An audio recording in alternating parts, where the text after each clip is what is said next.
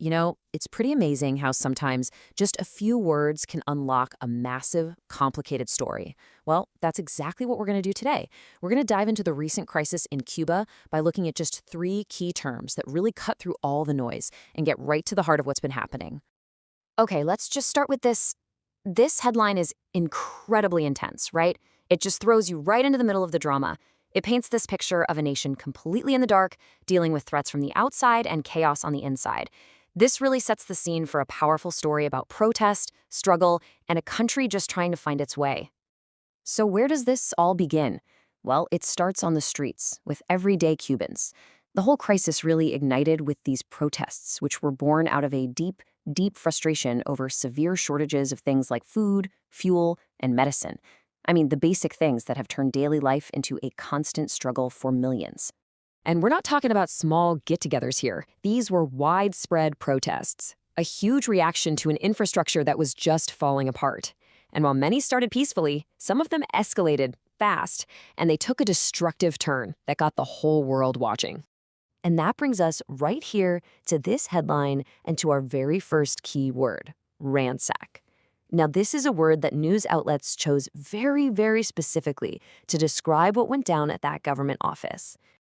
So, to ransack something, it's so much more than just looking for things. It implies a real sense of violence, of chaos, a complete breakdown of any kind of order. It's a word that makes you picture a frantic, destructive search that leaves a total mess behind. Using this one word signals that, hey, a line has been crossed here. And here's where you can really feel the power of that word.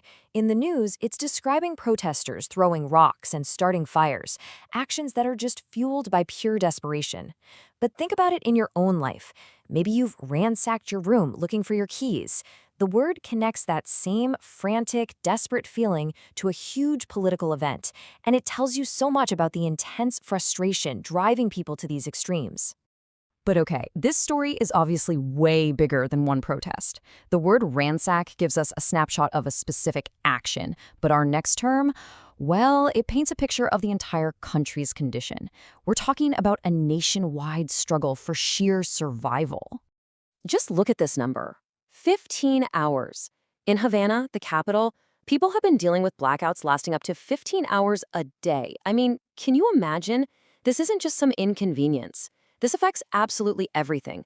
Hospitals, businesses, the ability to keep food fresh, everything. So let's go back to that very first headline we saw, because the second half is just as telling as the first. The island isn't just having a blackout, it grapples with it.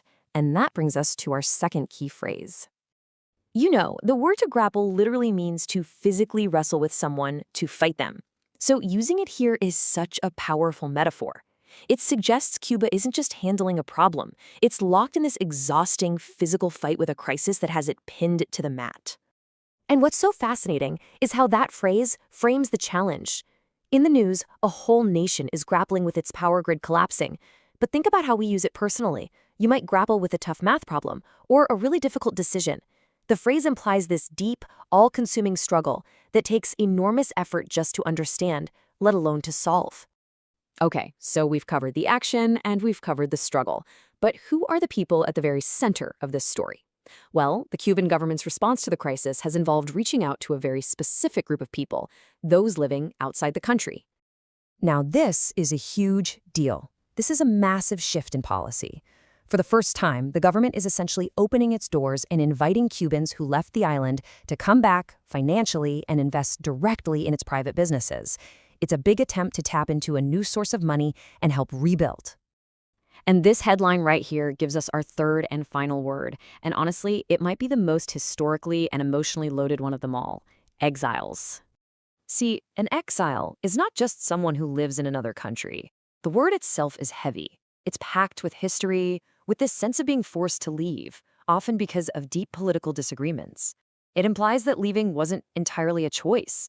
It was a painful break from your home. This word really works on two levels, right? On one hand, you have the massive political reality for more than 1 million Cubans who have left since 2021. But we also get it on a personal level. You might feel exiled from your own family after a huge argument. It captures that same feeling of painful separation, whether it's from a whole nation or just from a loved one. So, we've looked at three very different words. We have an action, a condition, and a group of people. Let's pull it all together now and see how these three terms give us a much deeper, much richer understanding of everything that's happening in Cuba. When you put them together, these three words create a powerful framework. Ransack shows us the raw desperation and anger on the streets. Grapple with reveals this overwhelming nationwide struggle, and exile points to the incredibly complex history and maybe the future of the Cuban people themselves. And that's why paying attention to language like this is so important.